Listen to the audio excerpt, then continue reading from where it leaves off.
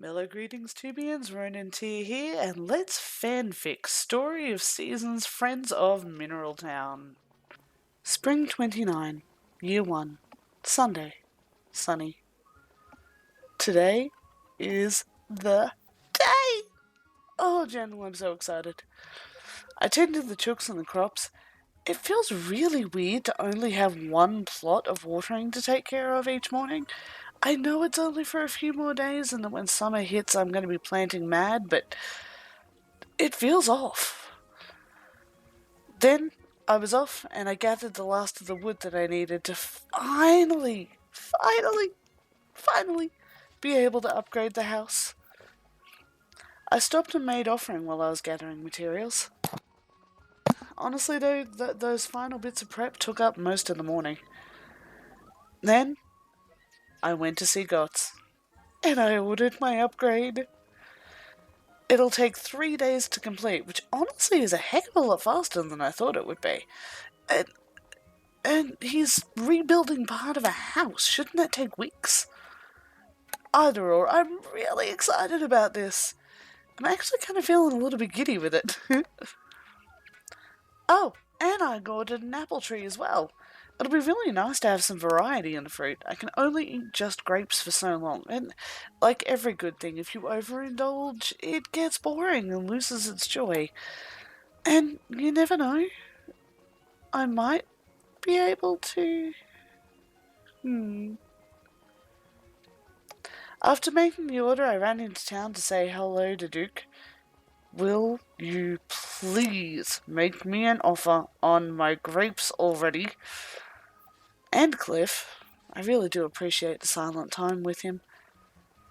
I cut through the town square on my way home and I encountered a scene that is almost literally straight from my nightmares.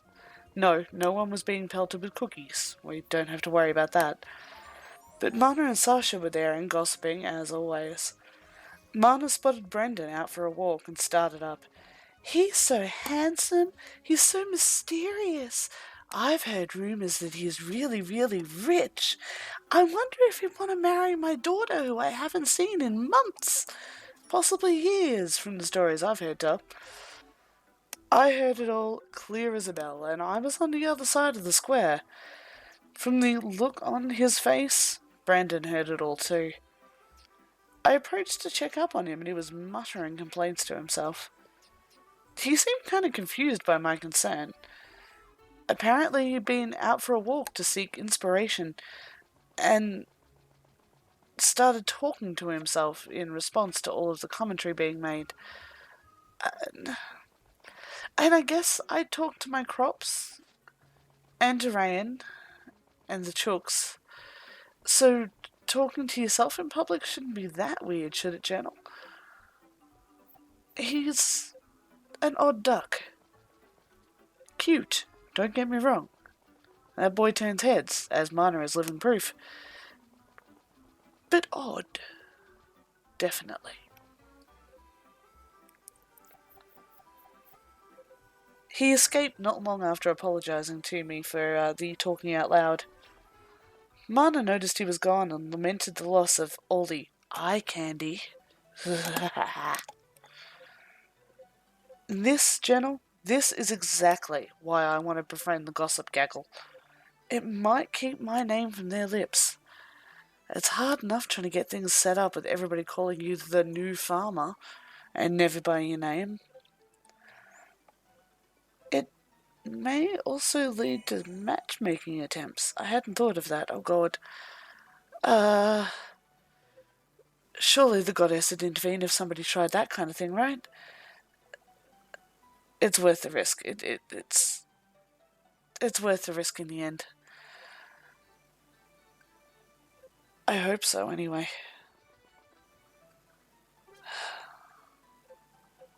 Navigating small-town life is tougher than trying to get through life in the office, I'll give you that. Anyway, after I got home, it was just the usual rounds. Clearing, cleaning, all that sort of fun stuff. It's going to be sunny tomorrow, and Gots is going to start work on the expansion. Whew, okay, breathe, Breathe. Night Journal. Day 78. Updating the materials employed is having limited effect. With the wildlife of the ward being limited to what I can locate in Lilia's store, almost everything I create comes up chickens. The wood only serves to determine a colour, be it a brownish chicken or a whitish chicken. Fortunately for me, those are the whole of the village's varieties, meaning most mistake the matter as a point of professional preference for realism. Somehow, the sales stagger on. Tangentially, a troubling time happened to me in town today. As I watched the cottony clouds caught in the breeze blowing by, seeking a shape to ignite my sublime spark, a laconic laugh drifting in the air attracted my attention. Two housewives had heeded my ruminations and, aware of my reputation, perversely discussed the eligibility of my bachelorhood immediately before me. It additionally seems the vulgar topic of my bank account has been revealed to the local rabble. The Lushers, for I must assume they were so, believed my personal resources to be relevant to their perusal, as though one's wherewithal were a way to weigh one's worth. The one ameliorating factor of their objectifying me like this was the knowledge that they were considering me for their daughters, and not themselves. I may possess a superior appreciation for the platonic truth behind the material form, but it does require there to be something behind the material form. The locals seem to have little beyond their interest in increasing their importance within this town to occupy their minds.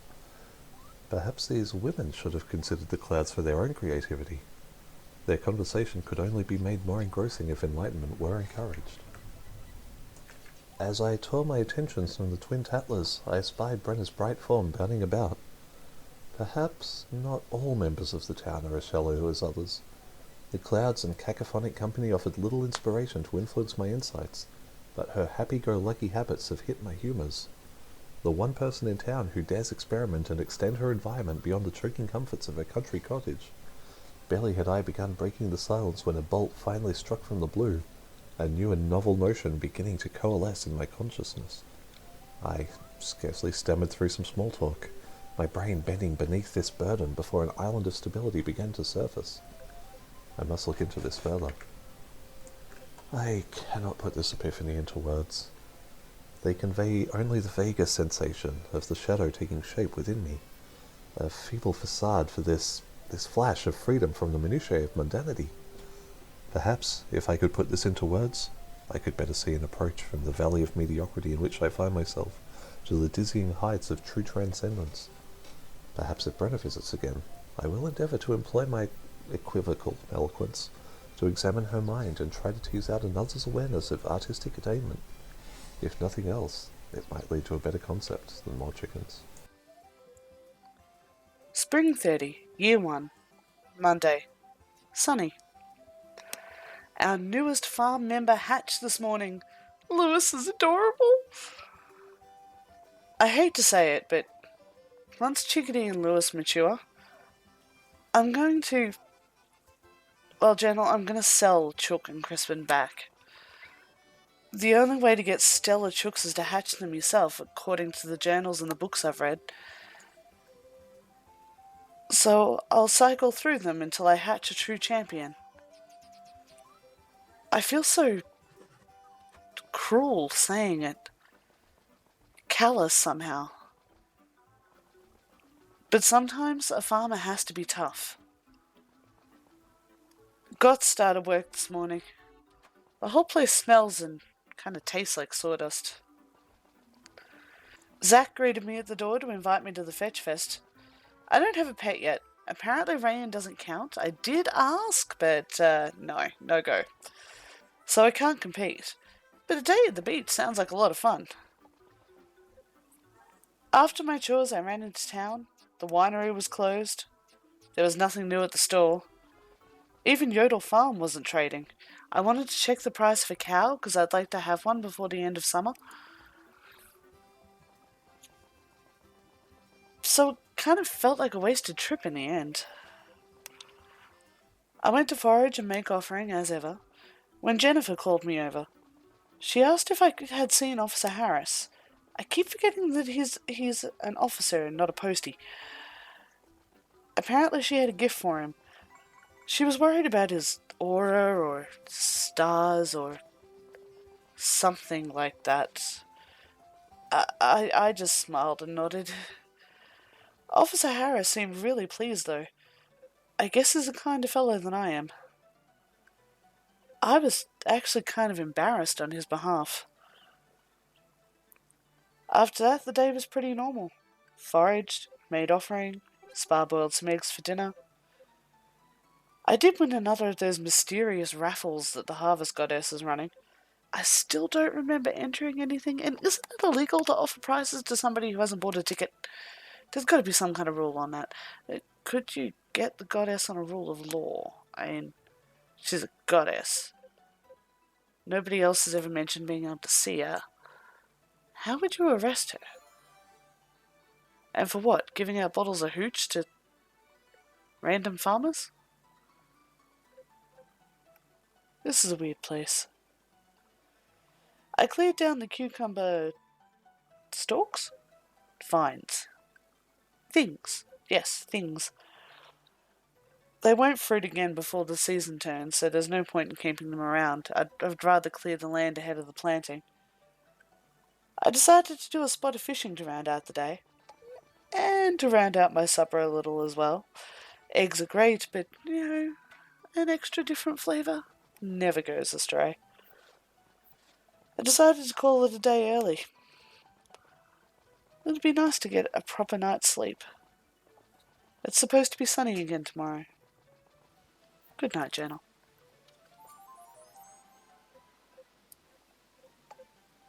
Spring 30. Today I finally had my opportunity to give Officer Harris that power stone I found for him.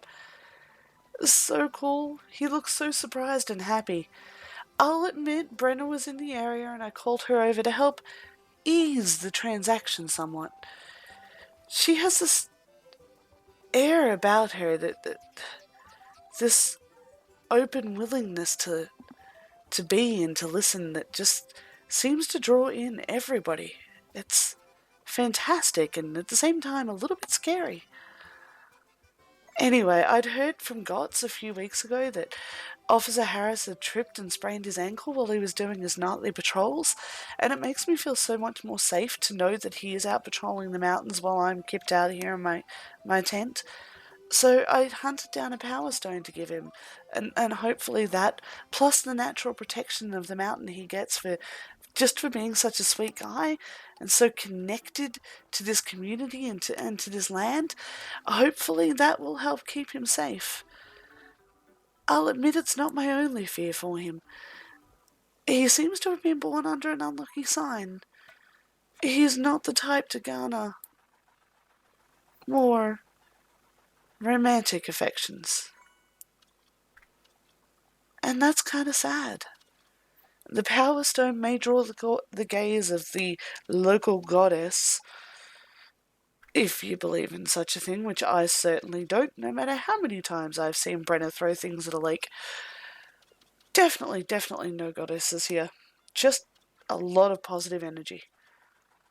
No other reason. Just energy. And I'm kind of hoping that the Power Stone will help Harris not only keep him safe physically, but perhaps help him find that which he most truly seeks. Everyone deserves that kind of happiness, right? Brenna's just run towards the spring. I need to go check it out. I'll be back later.